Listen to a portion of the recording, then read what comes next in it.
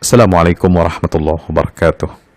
Sahabat tafsir yang dirahmati Allah, alhamdulillah wassalatu wassalamu ala rasulillah wa ba'd. Sapa pagi kita kali ini kita akan menyampaikan materi tentang pentingnya akhlak seorang muslim untuk mentaati keputusan yang dibuat oleh Allah dan Rasulnya. Ya, taat kepada keputusan Allah dan Rasul ini sangat penting.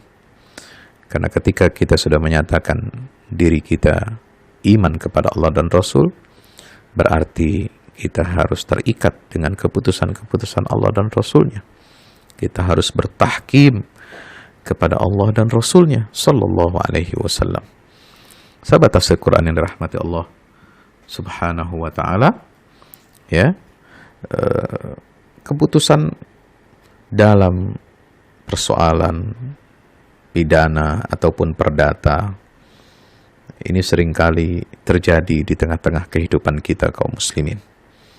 Kadang sudah ada keputusan hakim yang baik, yang adil, tetapi masih tetap saja ada yang tidak mau menerima karena dirasakan keputusan yang adil itu kurang menyenangkan atau tidak berpihak kepada kepentingannya. Ada satu riwayat yang dikemukakan oleh para perawi sunnah, yaitu Imam Bukhari, Muslim, Abu Dawud, Tirmidzi, Nasai, dan lain sebagainya. Meriwayatkan dari sahabat Az-Zubair ibn al-Awwam radhiyallahu anhu, bahwasanya ia pernah berkata, saya pernah berselisih dengan seorang dari Ansar dalam masalah air di Harrah. Kemudian kami mengadukannya kepada Nabi SAW. Lalu beliau menyatakan, siramlah kebunmu terlebih dahulu, lalu alirkan airnya kepada tetanggamu. Orang Ansar itu tidak terima. Lalu dia berkata kepada Rasulullah, ya Rasulullah, apakah karena Zubair itu adalah anak bibimu, lalu engkau memutuskan demikian? Wajah Rasulullah nampak merah karena begitu marahnya. Lalu beliau pun bersabda, wahai Zubair, alirkanlah ke kebunmu, lalu tahanlah airnya hingga memenuhi batas-batas di sekeliling pohon kurma kebunmu. Setelah itu alirkanlah ke kebun tetanggamu. Rasulullah Shallallahu Alaihi Wasallam memberikan hak Zubair sepenuhnya, padahal sebelumnya Nabi mengusulkan hal yang lebih baik untuk keduanya. Ya, ada win-win solution. Ya, apa kata Nabi dalam keputusan yang pertama? Siramlah, wahai Zubair, kebunmu terlebih dahulu, lalu alirkan airnya kepada tetanggamu. Tetapi, ya, sahabat seorang Ansor ini nggak terima, walaupun keputusan itu sudah fair, sudah bagus, sudah adil.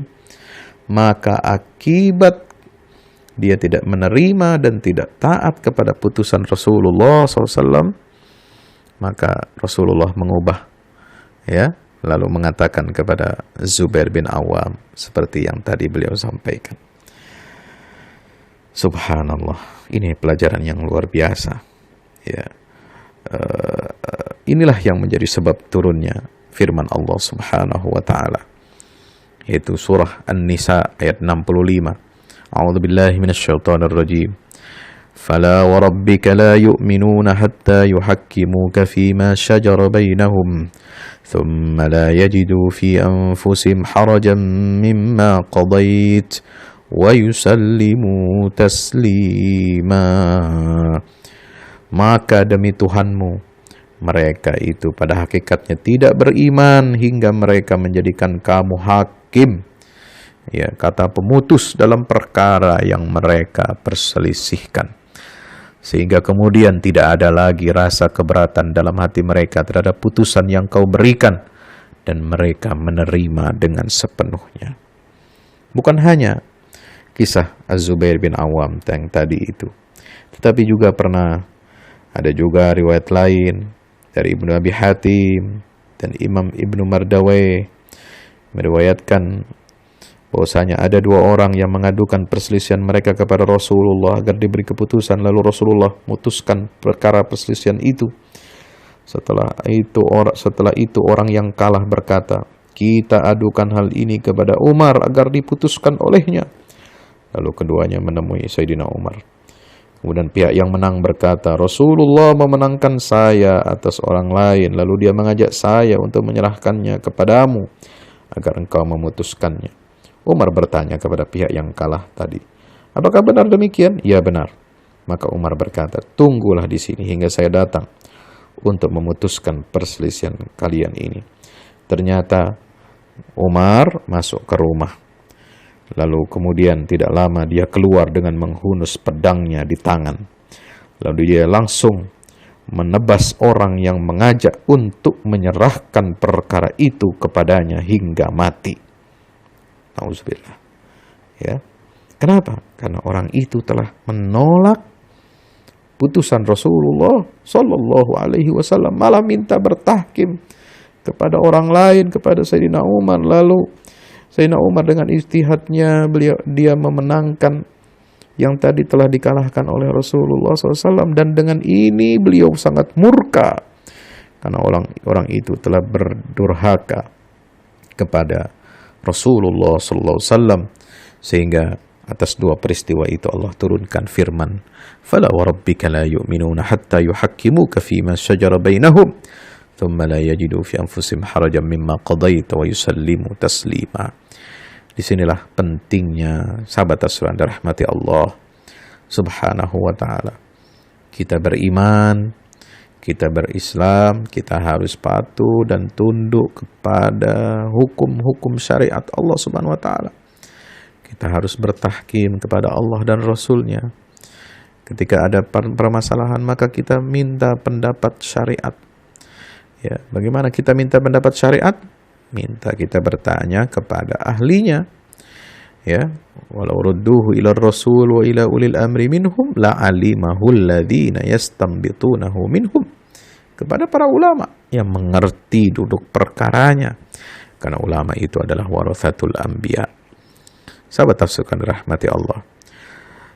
Pelajaran yang kedua, bahwasanya keputusan yang sudah ditetapkan oleh Rasulullah tentu harus diterima oleh kaum muslimin. Ya, sebab Rasulullah adalah orang yang paling adil dalam memutuskan perkara. Wa may ya'dil idza lam a'dil. Siapa yang bisa berbuat adil kalau bukan aku yang berbuat adil? Ya, kata Rasulullah SAW dalam satu peristiwa. Maka itu, sahabat sekalian dirahmati Allah, meskipun seorang menyatakan dirinya beriman, tetap saja dia tidak beriman bila Allah dan Rasulnya sudah memutuskan perkara, tapi dia tidak mau menerimanya.